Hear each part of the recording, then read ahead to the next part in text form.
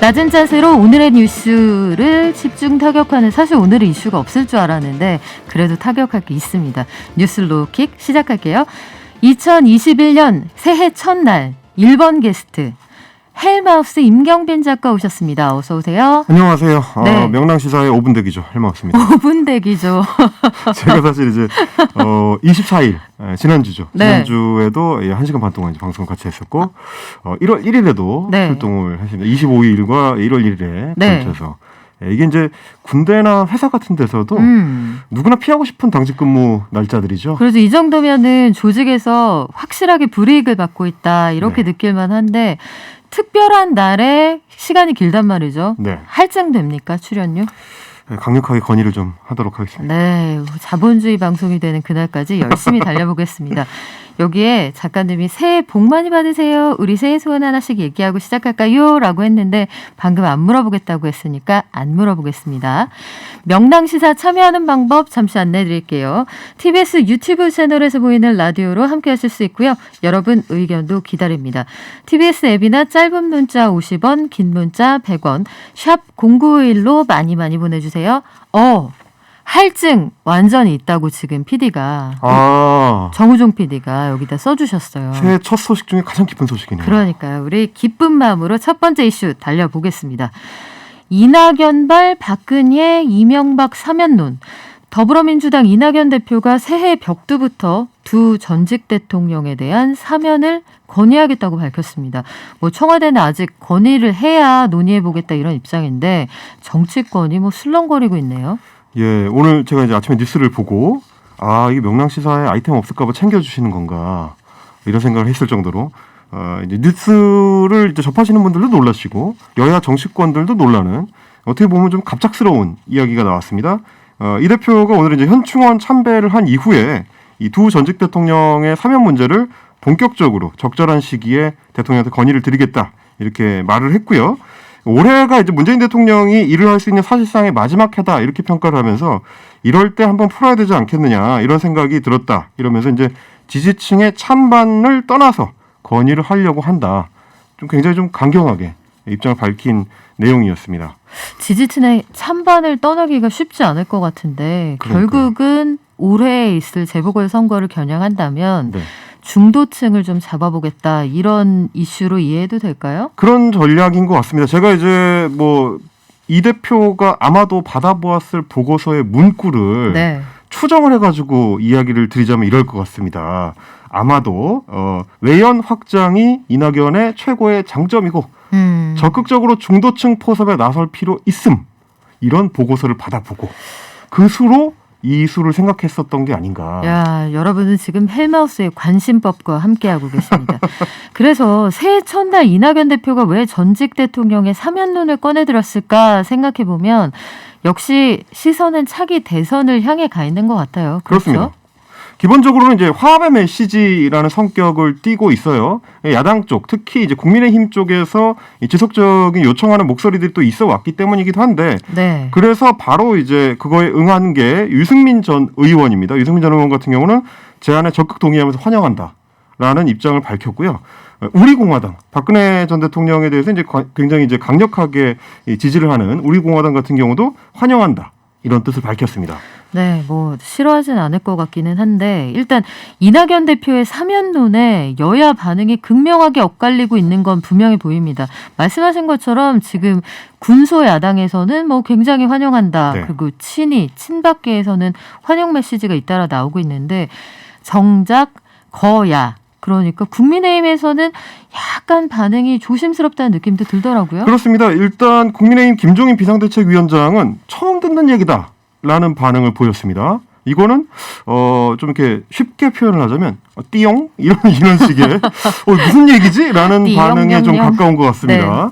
네. 이제 신의 한 수라는 정치적 포석을 평가를 할 때는 그 수가 딱 나왔을 때 반응이 바로 어떤 감탄사로 표현하자면 그런 게 나왔습니다.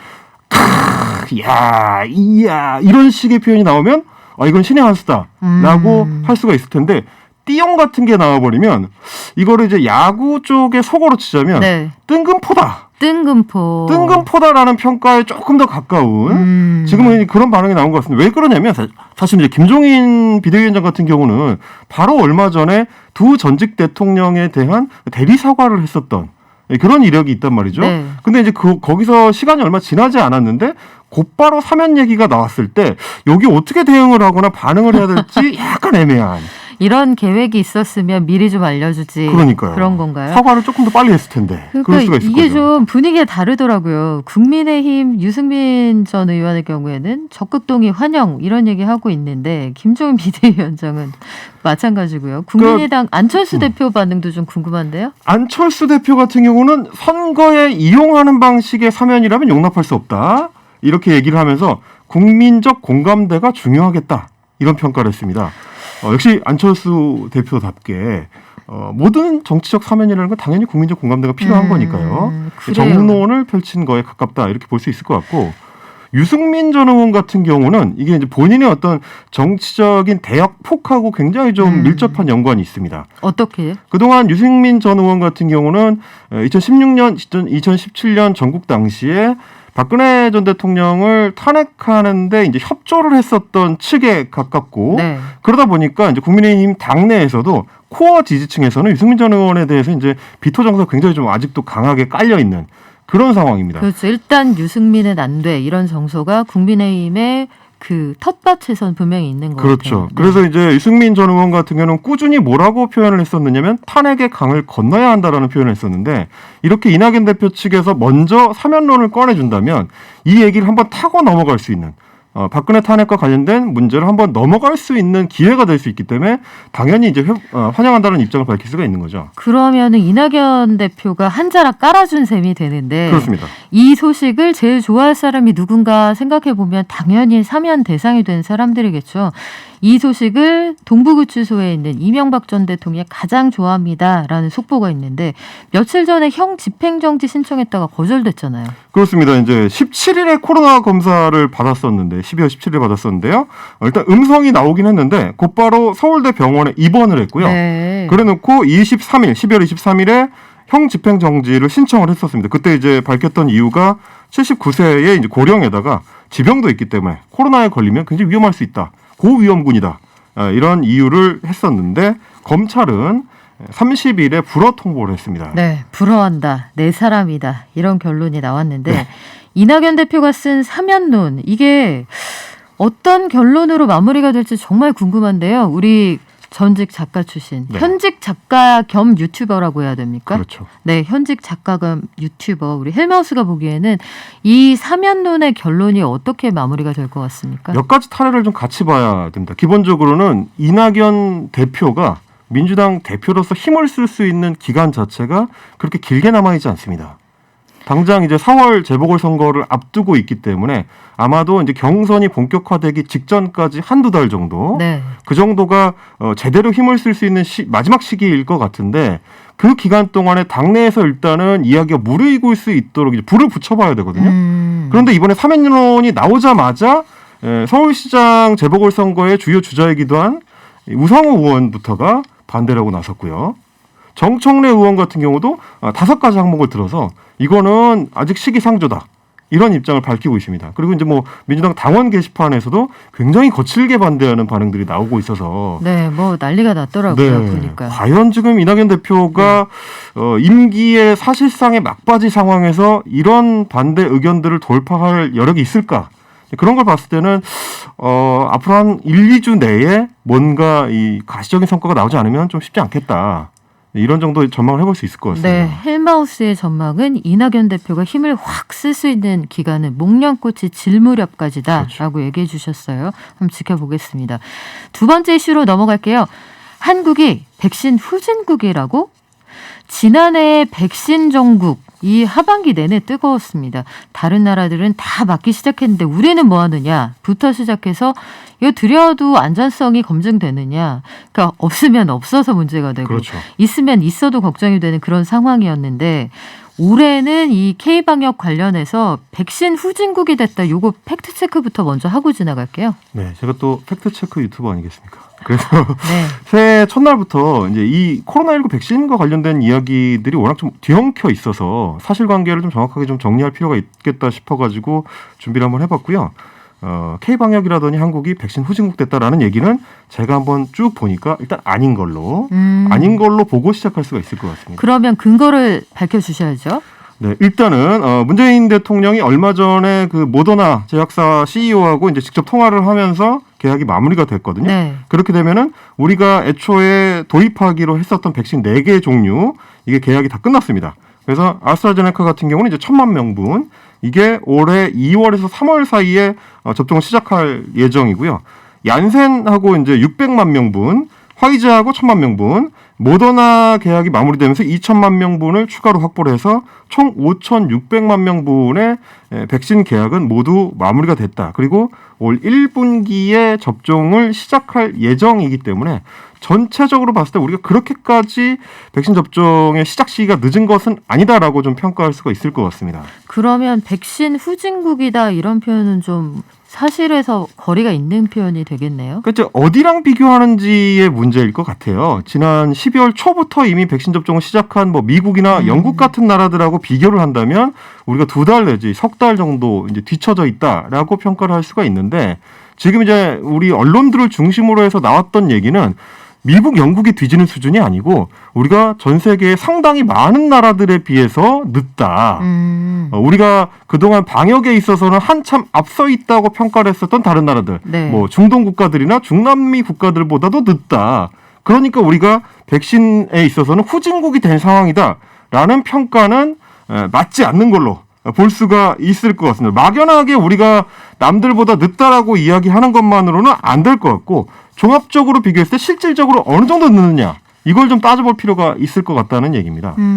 근데 실제로 그 백신 접종을 먼저 시작한 나라들의 상황을 보면 뭐 백신 이외에는 답이 없는 상황이잖아요. 전 세계 코로나19 확진자의 4분의 1이 미국 사람입니다. 그리고 영국, 세계 최초로 백신 접종을 시작한 영국도 아스트라제네카 백신은 지금 당국 승인만 나왔고 EU 승인이 안 나왔잖아요. 그렇죠.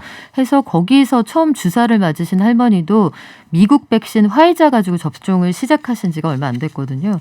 이게 정작 또 미국 안에서는 지난해 연말까지 2천만 명분의 백신을 그 접종을 하겠다고 했는데 100만 명 좀 넘는 사람만 맞았다고 하니까 사실은 사실대로 비판할 건 건전하게 비판을 했으면 좋겠습니다. 네.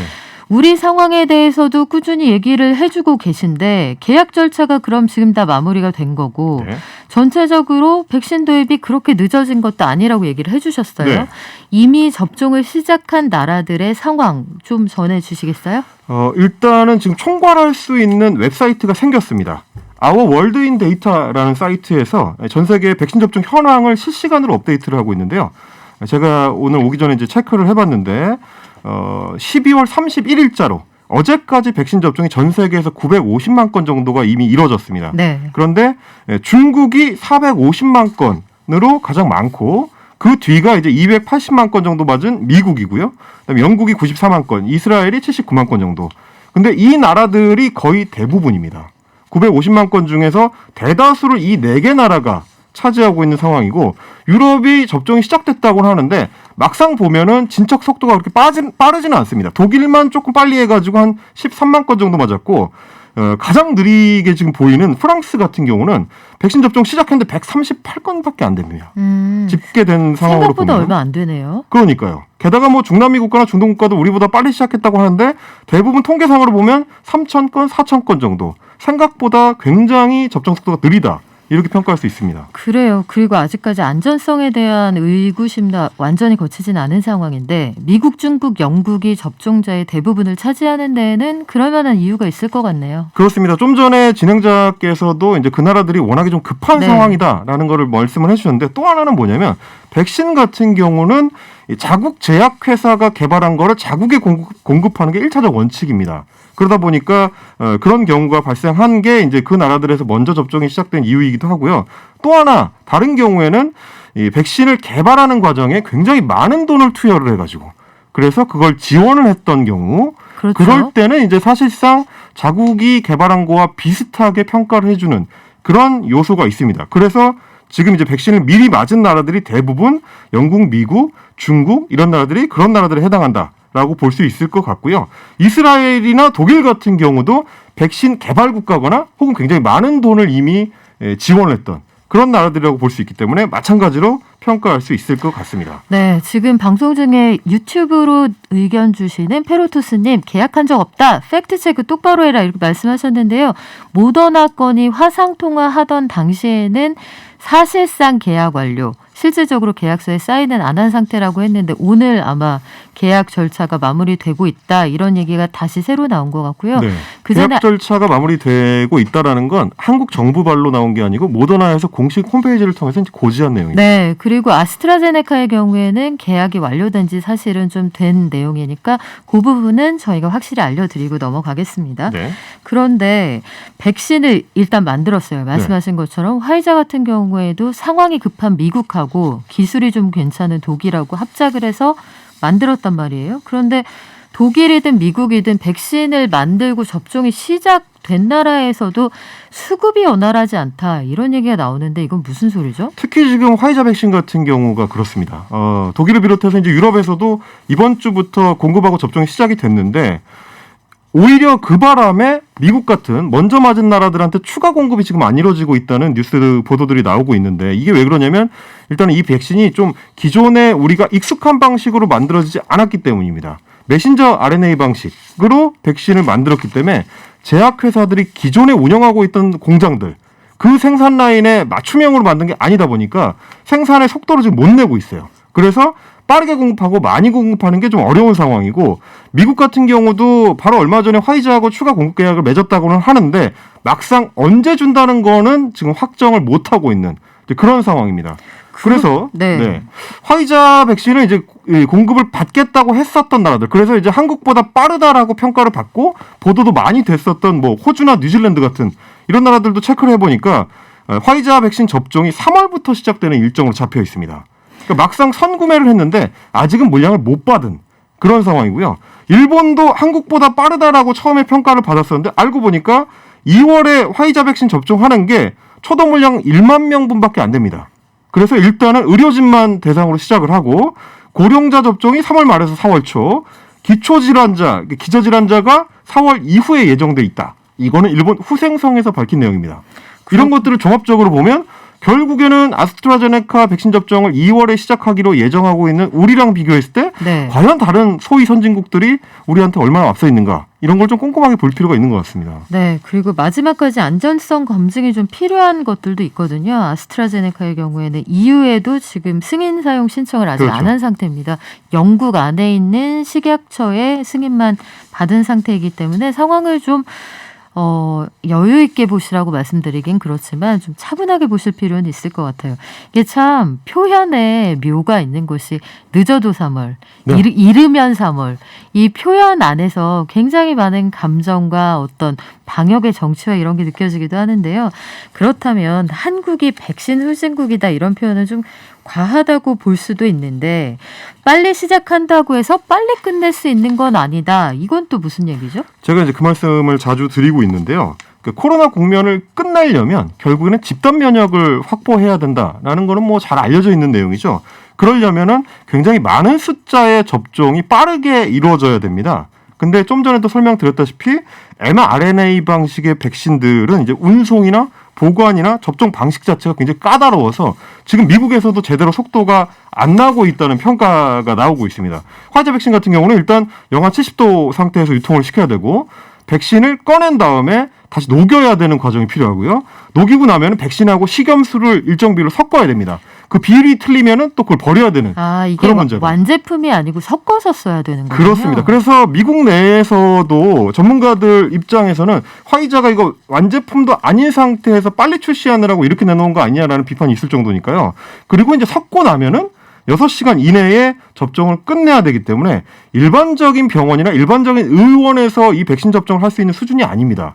그래서 큰 냉동 시스템을 가까이에 갖추고 있는 별도의 장소. 네. 그리고 훈련을 잘 받은 별도의 의료진들이 이제 부작용까지 고려를 해가지고 준비를 해야 되는 거라서 속도 자체가 생각보다 느리다라는 평가가 미국 내에서도 지금 계속 들리고 있습니다. 그래요. 그래서 미국 안에서도 보니까 백신은 있는데 백신을 담을 통, 이걸 유통할 시스템, 정작 주사를 놓을 사람, 그리고 무엇보다 주사 바늘 이런 것들이 다 부족해서 생각보다 속도가 안 난다는 얘기가 있더라고요.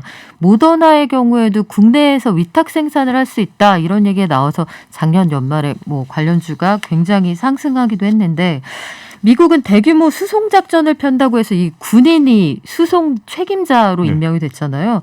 그런데 요 초고속 작전, 급한 불 끄기 이건 무슨 얘기죠? 이 워프 작전이라고 해가지고 올해 안에 그러니까 2020년 연말까지 2천만 명을 접종시키겠다라는 게 미국 목표였는데 결국 최종적으로 실패했습니다. 네. 280만 명밖에 접종을 못했고요.